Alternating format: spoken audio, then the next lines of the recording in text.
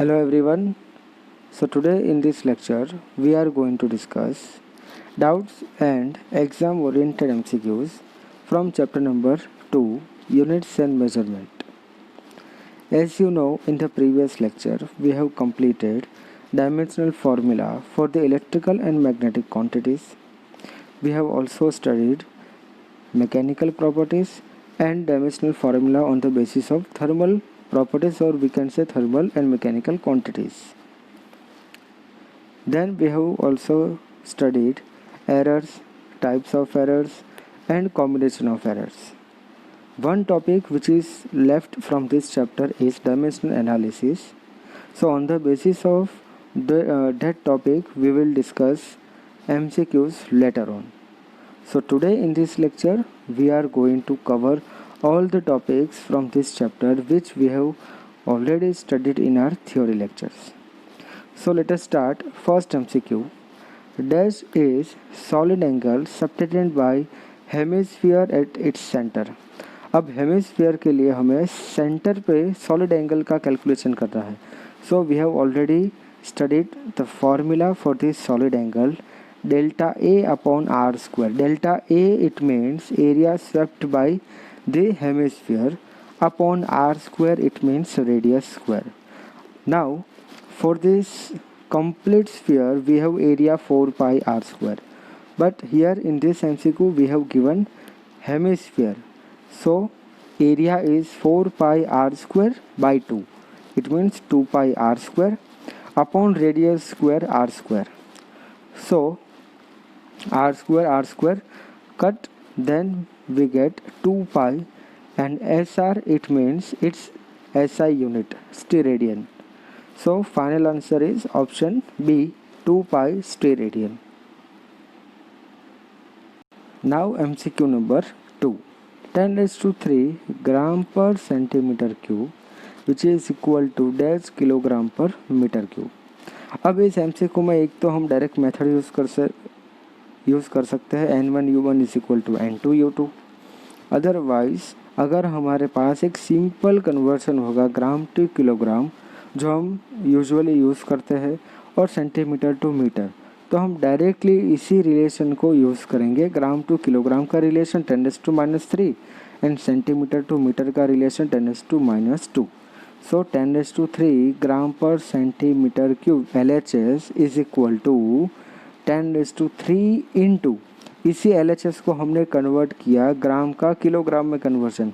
सो gram into kilogram 10⁻³ kilogram, centimetre का metre 10⁻², but raise to 3 है, power 3, सो ये नीचे होगा 10⁻6. सो फाइनल आंसर हमारा क्या बचेगा, 10⁻³ into 10⁻³ upon 10⁻6. So final answer will be 10⁻6 kilogram per meter cube. Now the next one is, if error in measurement of a length of a cube is 3%, what is error in area of its one side? अब किसी एक ही side का area हमें calculate करना है, but हमें यहाँ पे लेंथ के अंदर एरर गिवन है 3%. अब किसी भी क्यूब की एक side it means complete square, और स्क्वायर का एरिया होगा L square.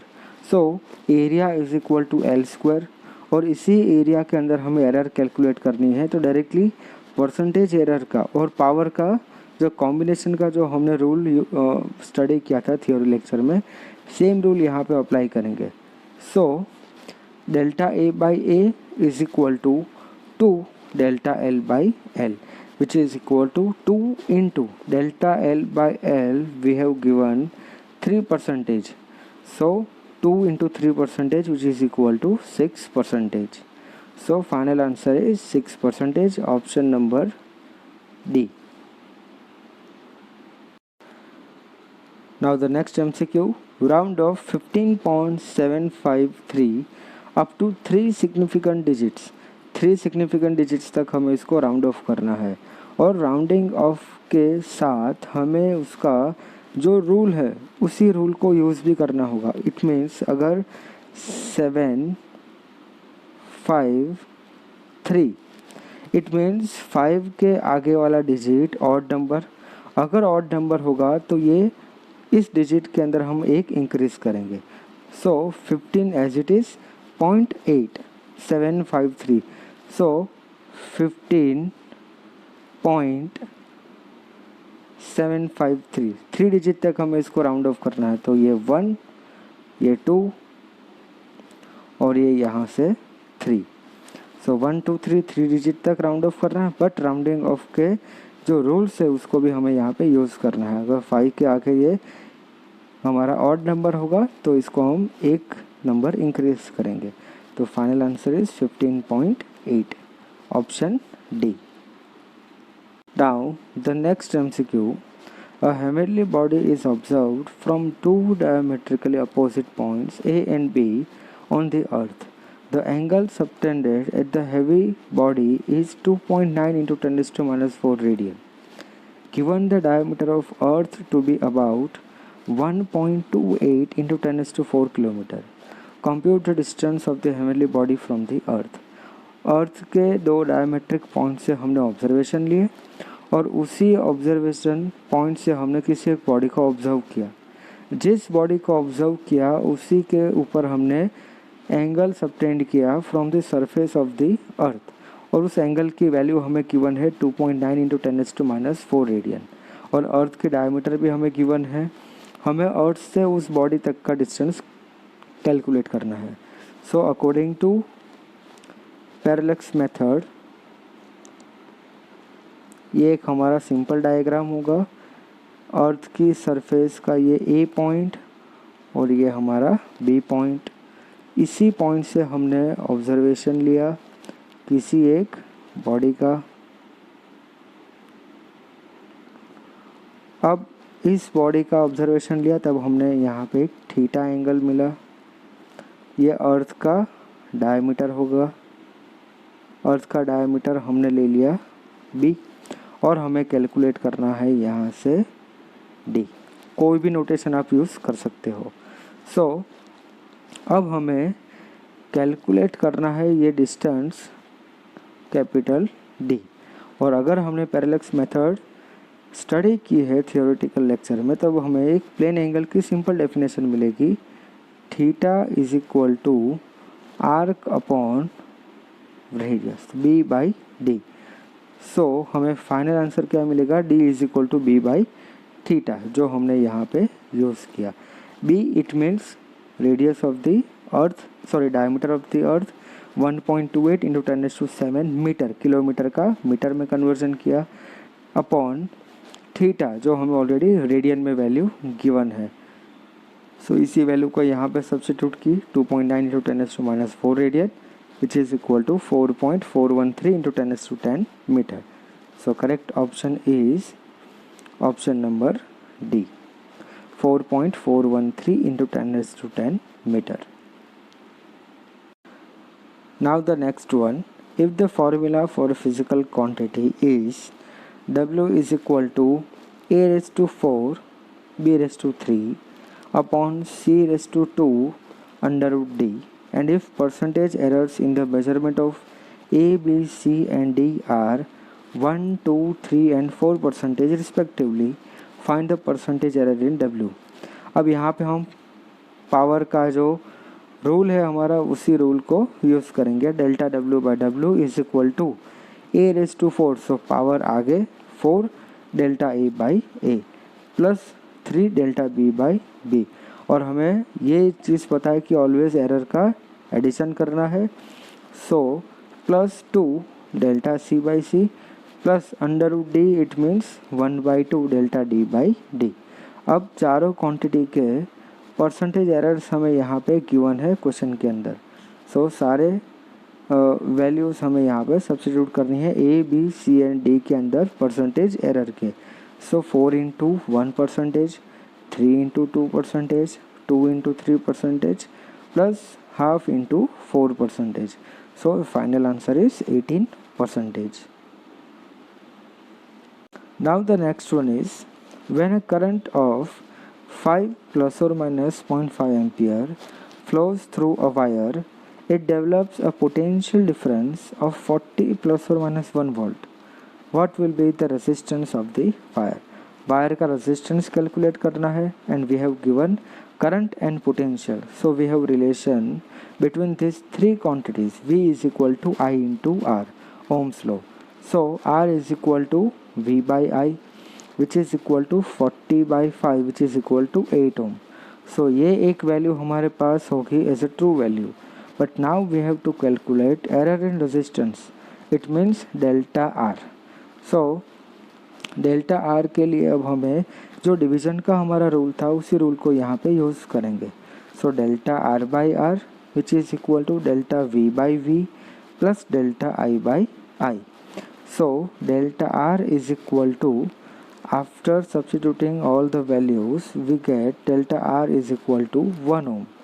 So the final answer is resistance of wire is equal to R plus or minus delta R which is equal to 8 plus or minus 1 ohm. So ये हमारा final answer option C. Now the next one, 1 FM it means femtometer which is equal to dash nanometer nm. अब फेम्टोमीटर का हमें relation पता है 10⁻⁻15 divide by nanometre it means 10⁻⁹. So final answer is 10⁻⁶. So this one is very simple MCQ. 1 femtometer is equal to 10⁻⁶ nanometer. So correct option is option number B. The next one is the dimensional formula of energy propagated per unit area at a given point in unit time is dash.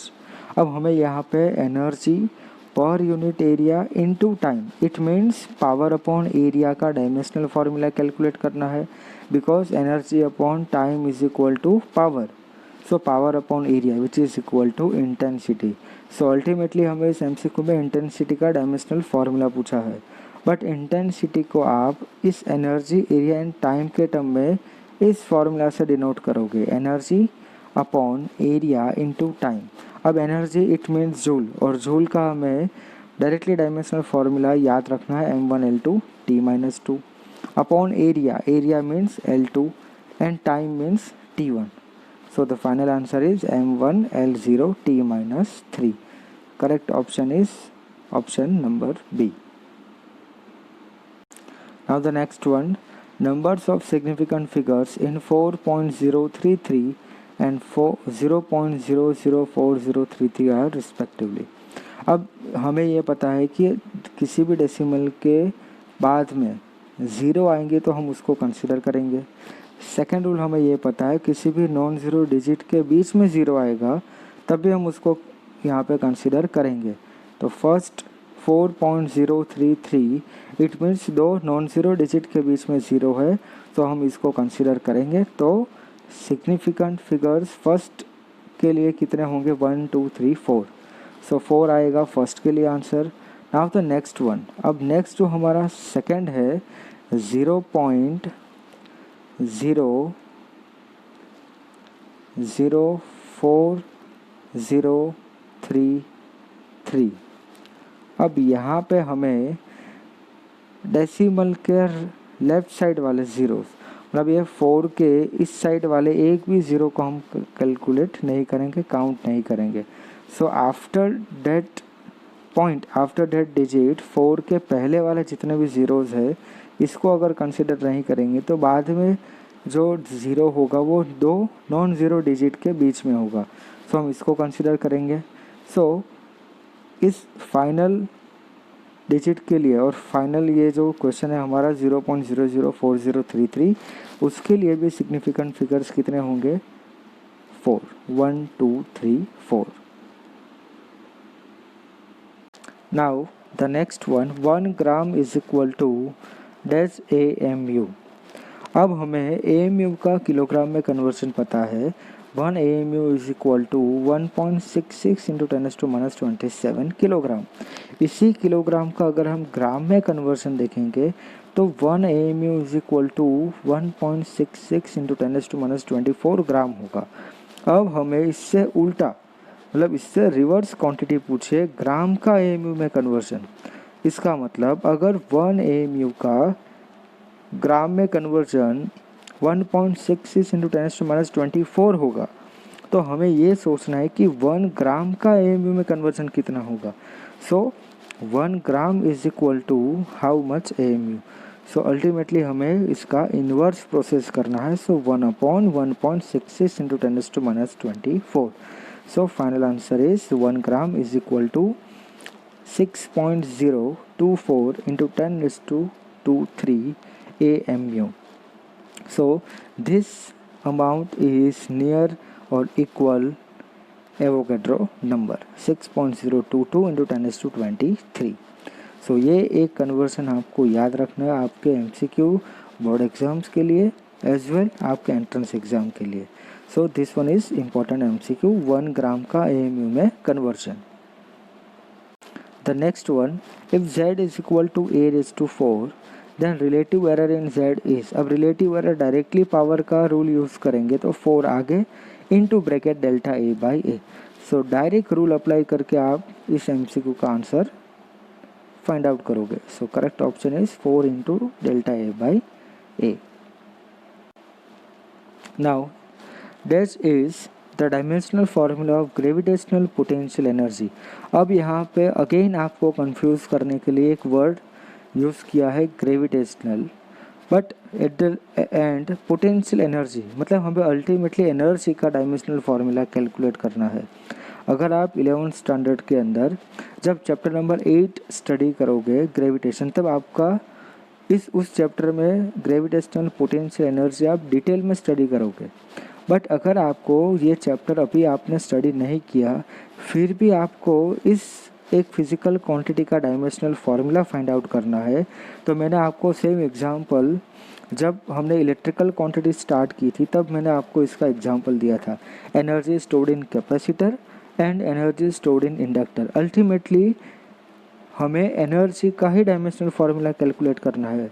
सो यहाँ पे confuse नहीं होना है, directly potential energy, it means energy का dimensional formula हमें लिखना है m1L2 T-2। So final answer is option A m1L2 T-2। So don't be confused with gravitational potential energy. आपको सीधा एनर्जी का डायमेंशनल फार्मूला याद रखना है और वही dimensional formula gravitational potential energy का भी होगा। Now the next one, formula W is equal to a raised to 4 b raised to 3 upon c raised to 1/3 into d raised to half, and if percentage error are in the measurement of a b c d are 2%, 1%, 6% and 4% respectively, then calculate the percentage error in W। Same MCQ हमने previously solve भी किया, सिर्फ आपको power का rule use करना है और याद रखना है कि एरर का एडिशन करना है। So 4 delta A by A plus 3 delta B by B plus 1/3 delta C by C plus half delta D by D. सारी quantities A B C D की हमें परसेंटेज एरर यहाँ पे गिवन है 2, 1, 6 and 4% respectively. सो सारे values यहाँ पर substitute करो, then you will get final answer 15%, option A। Now the next one, the period of oscillation of a simple pendulum is t is equal to 2 pi under root L by G. Measured value of L is 20 centimeter, known to 1 mm accuracy, and time for 100 oscillation of the pendulum is about 90 seconds using a wristwatch of 1 second resolution. The accuracy in the determination of G is dash। अब इस type के MCQ आपको entrance exam में पूछे गए हैं, previous years के papers आप चेक करोगे तो आपको इस टाइप के क्वेश्चंस मिलेंगे। सो ये क्वेश्चन बेसिकली एरर के बेस पे है, बट हमें यहाँ पे जो मेनली वर्ड्स आपको सिलेक्ट करने हैं, for example measured value in length 20 centimetre, मतलब हमें कैपिटल L की वैल्यू गिवन है। Known to 1 mm accuracy, it means कि हमने जिस डिवाइस से इसको मेजर किया है उस डिवाइस की मैक्सिमम एक्यूरेसी थी 1 mm। It means least count delta L की वैल्यू भी गिवन है 1 mm। Then 100 oscillations of the pendulum is found to be 90 second. 90 second में 100 ऑसिलेशन किए और उस पेंडुलम के ऑसिलेशन को हमने काउंट किया एक व्रिस्ट वॉच से जिसका रिजोल्यूशन है 1 सेकेंड. इट मीन्स उस वॉच का हमें लिस्ट काउंट गिवन है 1 सेकेंड. सो हमें capital T, delta T, L and delta L ये सारी वैल्यूज़ क्वेश्चन से फाइंड आउट करनी, यहाँ से डिटेक्ट करनी हमें आनी चाहिए. उसके बाद हम जी को सब्जेक्ट बनाएंगे और फाइनली जी की एक्यूरेसी कैलकुलेट करेंगे. So let us start the calculation. T is equal to 2 pi under root L by G. अब जी को सब्जेक्ट बनाना है तो हम सबसे पहले दोनों साइड स्क्वायर अप्लाई करेंगे. So G is equal to 4 pi square L upon T square. Now accuracy in G, it means delta G by G which is equal to delta L by L plus 2 delta T by T.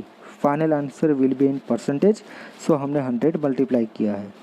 Now delta L by L into 100 ये हमारी एक quantity plus 2 delta T by T into 100. अब यहाँ पे capital T को हमने small T में convert किया because capital T means time period and time period means time taken to complete one oscillation. But we have given here 90 oscillation, sorry in 100 oscillation in 90 second. So 90 second is our time, total time. So इसीलिए हमने total time को small T से represent किया. और उस watch के लिए हमने जो रिजोल्यूशन लिया, मतलब लिस्ट काउंट लिया, वो डेल्टा टी से हमने रिप्रेजेंट किया. सो यहाँ पे ये एक रिलेशन आपको याद रखना है. सिर्फ डेल्टा टी बाई टी को हमने डेल्टा टी बाई टी से रिप्लेस किया, but capital T and small T दोनों का मीनिंग डिफरेंट है. Capital T indicates time period and small T means total time. So अब हम यहाँ से सारी वैल्यूज सब्स्टिट्यूट करेंगे. Delta L by L it means 0.1 by 20 into 100 plus 2 by 90 into 100. So final answer is 2.7% and approximately 3%. So correct option is option B, 3%. So ये MCQ आपको properly prepare करना है आपकी एग्जामिनेशन के लिए because this one is very most important MCQ. सिर्फ digit values change करके भी आपको ये MCQs आपकी एग्ज़ाम में आ सकता है. सो पहले तो कंसेप्ट याद रखना है. दोनों साइड हम स्क्वायर अप्लाई करेंगे, जी की वैल्यू कैलकुलेट करेंगे. अब जी की वैल्यू कैलकुलेट करने के लिए हमें कैपिटल टी एंड लेंथ की रिक्वायरमेंट होगी. अब उसी के लिए हमें सारी वैल्यूज़ क्वेश्चन से फाइंड आउट करनी आनी चाहिए. उसके बाद सिर्फ हमें एरर का रूल अप्लाई करना है और फाइनल एरर कैलकुलेट करनी है. Next one is a student measures the time period of 100 oscillations of a simple pendulum 4 times. The data set is 90 second, 91 second, 95 second and 92 second. If the minimum division in the measuring clock is 1 second, it means resolution or least count. Then the reported mean time should be dash. हमें reported mean time calculate करना है. अब जैसे हमारे पास 4 अलग अलग reading होगी तब हमें चारों रीडिंग का एवरेज जब फाइंड आउट करेंगे तब हमें ट्रू वैल्यू मिलेगी.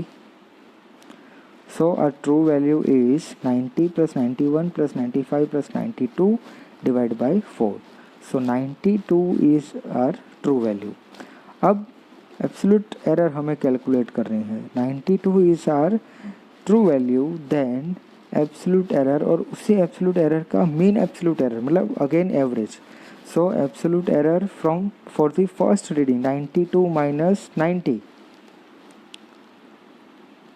92 minus 90 it means 2, 92 minus 91 it means 1, 92 minus 95 it means 3 and 92 minus 92 it means 0. सो हमने डायरेक्टली एब्सोल्यूट एरर को यहाँ पे ऐड करके उसका एवरेज फाइंड आउट किया है. 2 + 1 + 3 + 0 by 4. So 6 by 4 which is equal to 1.5. So final answer is 92 ± 1.5.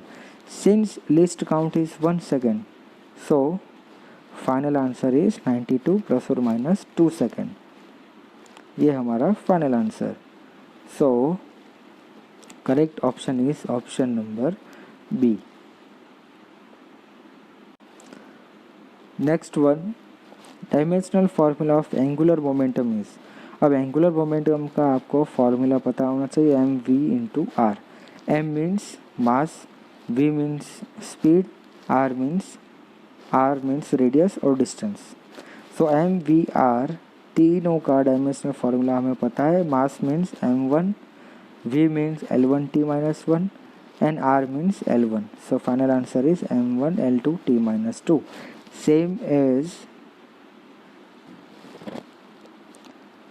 t minus 2 नहीं होगा, ये एक printing error. Final answer is m1 l2 t minus 1.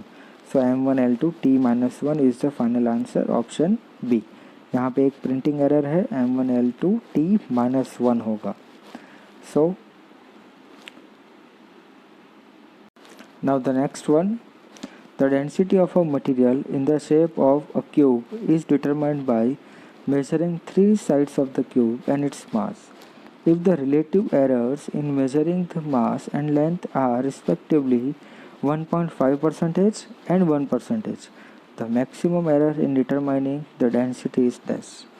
Density के अंदर हमें एरर कैलकुलेट करनी है, बट डेंसिटी के साथ हमें जो वैल्यू गिवन है, एक तो मास के अंदर हमें रिलेटिव एरर गिवन है 1.5% एंड लेंथ के अंदर, मतलब मास एंड लेंथ की एरर हमें ऑलरेडी गिवन है, सिर्फ हमें फाइंड आउट करना है डेंसिटी की एरर.